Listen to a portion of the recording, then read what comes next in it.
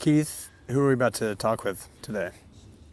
We've broken free of downtown Austin, which is very nice. The town has been invaded by 100,000 film fans and mostly interactive tech nerds and all kinds of other people. So it's an exciting time in Austin, but it's also a crowded time in Austin. So I'm excited to break out of the main hubbub into one of my favorite neighborhoods, Zilker in Barton Hills, and meet up with one of those 100,000 people that came to town, but one that means a lot to me, has meant a lot to my career, and I think it will have a lot to say, and that's super sales agent John Sloss. From Cinetic, that's right. And I have been shouting at parties for the last 3 days to some of those 100,000 people, so my voice is in tatters still. So I'm gonna let Keith do a lot of the talking in this episode, which is great because you and John have a history and are friends, so it seems apropos. And knowing John, I'm pretty sure he's gonna do most of the talking, and that is just right. He's a salesman, after all. On your left. You're listening to Doc Walks with Ben and Keith. All right, we are over in the beautiful Zilker neighborhood of Austin, where we are surrounded by what is recently described as trees of torment. What did you call them, John? Anguish, possibly? Anguish-laden live oaks. Yes. So our guest today is none other than Icon. Torment's good, though. Yeah, Torment. Torment might be more appropriate. Okay, It's like the documentary world. that's right. There you go. Caught between torment and anguish. Well, that's the name of the episode. There we go. So here we are today, walking down the street here in Austin, Texas, with Icon, living legend, trailblazer, iconoclast, Proud father. proud dad, who's just telling us about his kids, both his biological and all the many films that he's helped put out into the world. Please welcome John Sloss to Doc Walks. Hello, John. Thank you so much for doing Ben and this. Keith, it's a pleasure to be here. Well, we have a beautiful morning here as we're crisp spring morning. So tell us what you're doing here in town. You know, I'm very closely aligned with Richard Linklater, and I've often said that if I could do my job from Austin, I would live here. And I took the opportunity for the first time in my career last year to on-ground produce 2 movies, and they were both Linklater films. We shot one in Paris and one in Dublin, and there's a lot of work to do on those, so I'm spending time with him. We're also selling 5 films here at South by Southwest. I would argue most notable among them is a film called The Age of Disclosure, which is a controversial film, I would say, that makes the case that we are not alone in the universe. Wow. Okay, so this is the UFO doc I've been reading about. Yes. Yes, well, indeed. we'll come back to that. So you have Okay. 5 films here, and for longtime Doc Walks listeners, you're gonna have to go all the way back to episode 2 to remember our conversation about what is a sales agent. And so, Who was on that? I hope it wasn't Josh Braun. Josh is a hard get, John. I'm Is sorry. he really? Oh, I didn't Oh ask. no! I didn't ask. Am I? Not yet. No. Don't tell him that. Yeah. No, no, wait I till the feel- end. Wait till the end for the I feel like a insults. chump. We usually have a lightning round of insults at the end of the podcast. Got it. No, we were explaining, it's just me and Ben wandering the streets of Park City talking about all the different elements of a festival for people. And we were talking about what makes a sales agent and the role of a sales agent. And so for people listening, that great intro of John Sloss is, as far as I can tell, the primary, the most heralded sales agent in independent film history. He is the leader of the team at Cinetic Media. Cinetic. Yeah. Yeah. Media. Cinetic Media. Cinetic. How would you simply explain what it is that you do? I would say there are people who have a vision and are storytellers and, you know, create that vision. I'm a person who facilitates those people. I've always said until I have sufficient passion to tell a story myself, the best use for me is to facilitate people who have that passion. And John has been representing independent filmmakers, including myself, Richard Linklater, Kevin Smith, for many years. And I wanted to go back, if you didn't mind, to the very beginning, the origin story. I'd be happy to talk about that. How far back do we want to go? At least to John Sayles. Okay, so I went to college at a time before VHS, when you saw repertory films from film history in an auditorium on a film society. I went to the University of Michigan, which had a lot of film societies, and I got turned on to film very quickly. And I'd say I saw at least one film a day for 4 years. Wow. And that kind of filled in the gaps I had in my film history. At the same time, I'm from a family of salespeople, and that's a lot of fun and exciting, but it's a harrowing existence. And I thought, I need a skilled trade to fall back on, and I'm not very good with my hands, so I decided to go to law school. So having fallen in love with film, having become a lawyer, I said, okay, I'm going to go to New York, not Los Angeles, and try to figure out how to be an entertainment lawyer. That wasn't apparent, so I took a job on Wall Street, and I was a corporate lawyer for 3 years, and then got the lay of the land, and then I sent my resume out and became an entertainment lawyer. I realized very quickly upon becoming an entertainment lawyer that you eat what you kill. Especially in New York, it's not like the Hollywood system where being an entertainment lawyer is like shooting fish in a barrel. You really have to scratch and claw. And at that point, I was playing a lot of pickup basketball, and I got in a pickup basketball game with a guy named John Sayles, who many of your viewers may not even know, which is kind of amazing. It's kind of amazing because he's a legend. He's an a icon. legend, and he was the Paul Thomas Anderson of his day. He was at the birth of independent film. He was the icon. And where in his career does your basketball intersect? He had just made 8 Men Out, I think. Okay, awesome. And Brother from Another Planet. I wasn't on those. The first one I was on was Matewan, where you can see me in the background in West Virginia in the church scene yelling, "Praise Jesus." With Will Oldham, one of my favorite musicians. There we go. Chased off the pulpit by John Sayles in that scene. I'm right behind Mary McDonnell, I think over her right shoulder. And then I went to him after that film and I said, I negotiate all day with financiers and distributors, and I don't see why it isn't better for me to go and try and raise the money for your films than for you, because you don't like doing that. You'd rather just focus on producing films. And I had observed this sort of inefficiency that the producers who were getting films financed were the ones who were good at raising finance, not good at necessarily developing material or finding the right filmmakers to align with. John Sayles and Maggie Renzi, his producer, said, we would love to not have to go out and raise money for our films, so feel free to go out and try to do that. And I did, and that was the film City of Hope. And we raised the money for that. Then when it was done, we had to sell it. And I said, oh, I have an affinity towards sales. Why don't we take it to a film festival and I'll be the point person on selling it. So I started doing stuff like that that wasn't strictly the practice of law. And so that was the birth of Cinetic.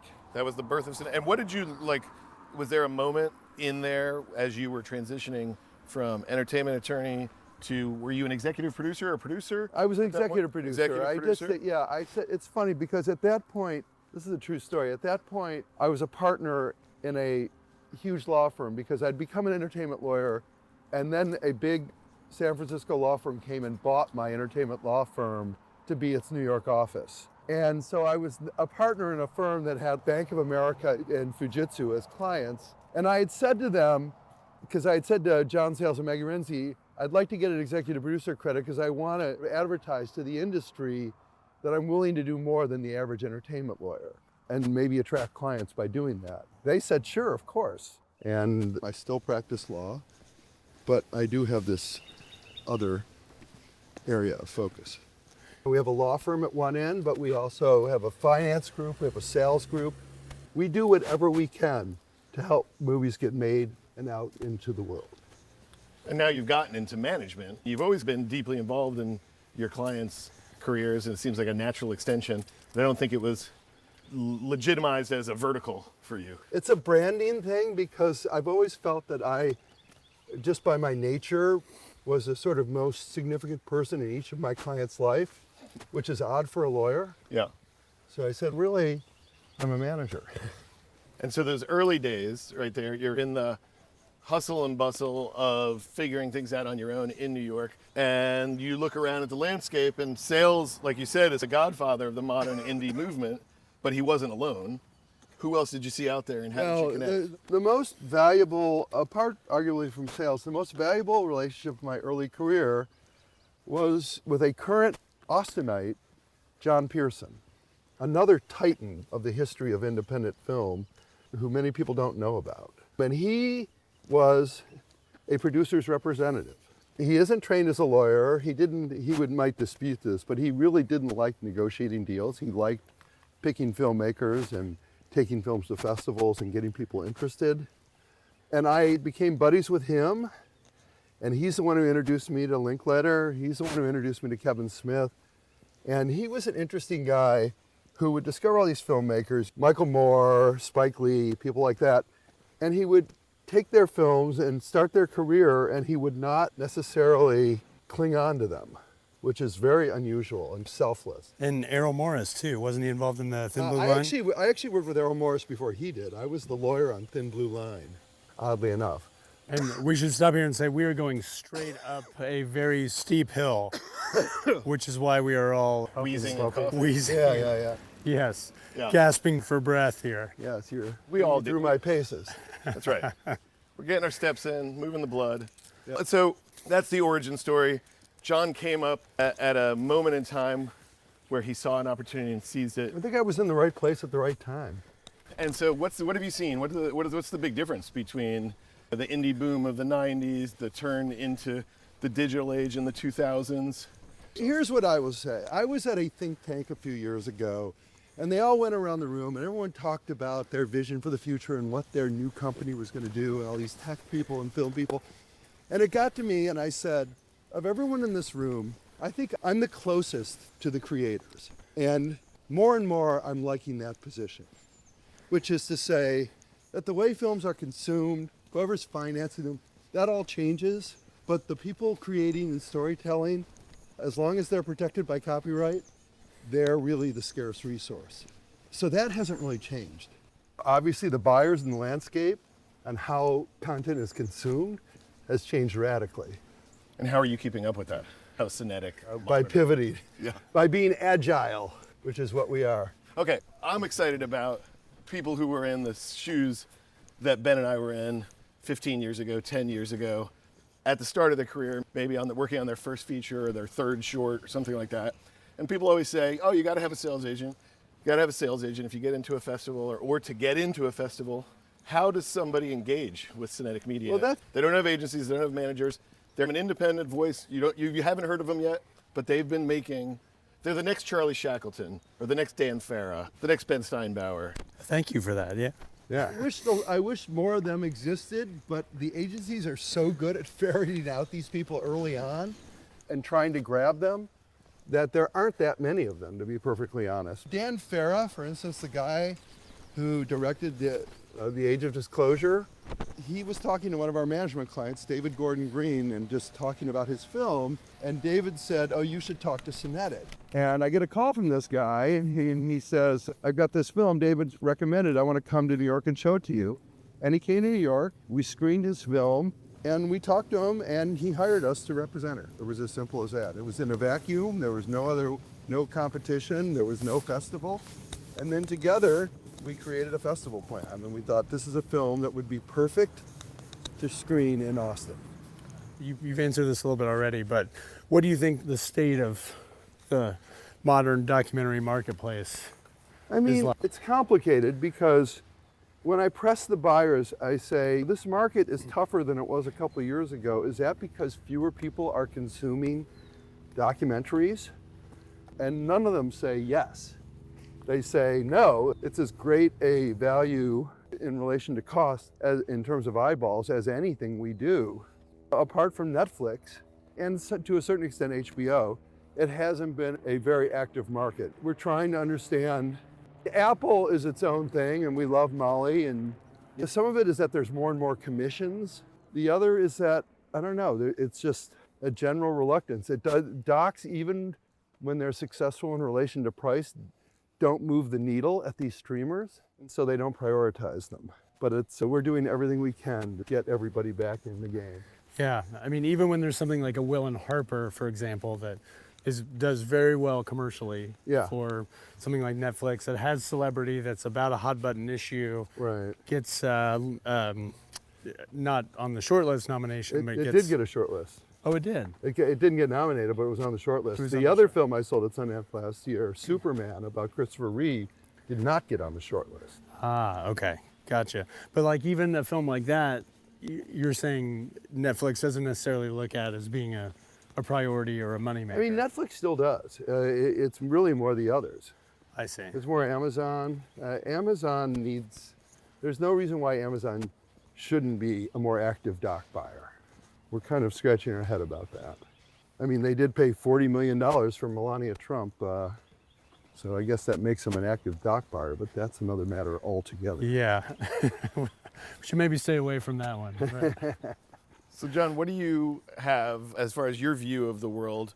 Again, focus on emerging filmmakers who are developing something, who are actively trying to pursue independent equity, weighing the option of going straight to a streamer, trying to turn a development process into a commission process, or staying kind of the indie route, which will lead them closer to what you're known for.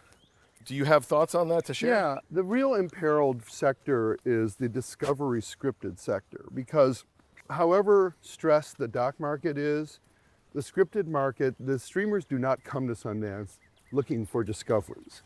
There are the Neons and the A24s of the world who still do, and because those films need theatrical release in order to really make an impact. So by comparison, documentaries are in better shape, and they're probably a better equity investment in general. They're still not up where they used to be or where I think they should be. But I would not discourage people who are interested in being in the industry and understand the inherent risks from putting equity in documentaries, especially if they're sort of, political documentaries are challenged at this point. We have a documentary coming up for sale soon about E. Jean Carroll. The woman who got an $84 million judgment against Donald Trump. I'll be very interested to see. It's an extremely good film. I'll be very interested to see what the buyers think of that. We're getting close here to the end of our walk. You only have a few hours left in festival land yourself before you jet back. Off to Yeah. New York? What are you excited to kind of wrap out the festival with? Margaret Brown has her Yogurt Shop Murders episodic screening at noon. I'm excited about that, and Rick's going to do a talk with her afterwards. I'm doing a panel this afternoon about production in Ireland, of all things. And we have a Carl Lewis film, which premiered earlier in the week. We have Selena, which we're selling out of Sundance. There's a Mark Maron doc that premieres tomorrow. We're selling that. And so anyway, I'm excited, obviously. I love Austin, I love South by, and I love film. So what's not to be excited about? Yeah, that's great. To wrap up, what would be your advice to an up-and-coming, just starting documentarian? I think it's a commercial art form.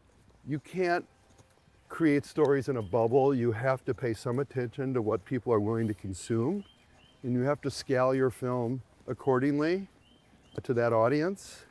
And if you're going to make something on spec, then you need to probably find a sales agent and align with them as early in the process as practicable.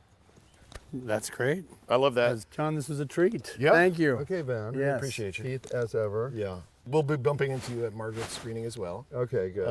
And I can't wait to see Age of Disclosure. And I can't wait for you to see it. You got to tell me exactly what you think. Yeah, I'll do it for sure. All right. Thanks, Thanks, John. guys. Excellent. Thanks again.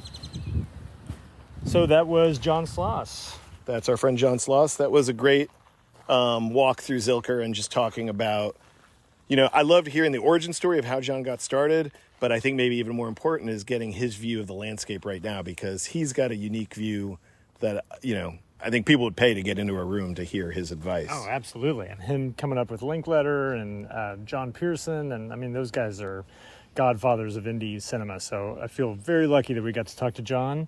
And let's see, next week we have an episode of just the two of us. Well, that is what's happening next week. But this week, we put out a bonus episode. I don't think we've ever done that before. How could I forget? So that's another one of these South by Southwest peeks into the community here in Austin. Join Ben and I at the episode's called The Watering Hole. It's at the AFS party during South by, and we talked to basically all our friends. Yeah, and, Austin Film Society showed up, and we were there to kind of catch them. wearing headphones and all, looking like total dweebs with our friends making fun of us. But we recorded it just for you guys. We hope you like it. And Y'all check out that bonus episode at The Watering Hole with the Austin Film Society. And next week, as Ben was alluding to, it's just the two of us once again. like the song, we go on a walk, we talk about spring being in the air, and I think we get into new formats and the overall landscape that we're seeing for the documentary film community right now. Not surprisingly, Ben has different ideas than I have about the future of our industry, but we chat about what's coming, who we are, and how we're going to fit in. Maybe you'll find your way to fit in next week's episode. I think it's called Spring is in the Air. Oh, look at that. It's very poetic. I'm proud of us. Thanks for sticking around. We'll catch you next time on Doc Walks. Doc Walks is produced, created, hosted, edited by Keith and Ben. That's Ben Steinbauer of The Bear and Keith Maitland of Go Valley. With help from our theme music composer, Sam Billen of Primary Color Music. And we have a little VFX help from Go Valley intern Josh Allen and editorial help from Juliana Rios, who's doing a great job. Yeah, yes, that's right. You're doing great, Julie. Thank you so much. Okay, appreciate y'all. See you next time. Follow us at Doc Walks Pod on Instagram, X, and YouTube.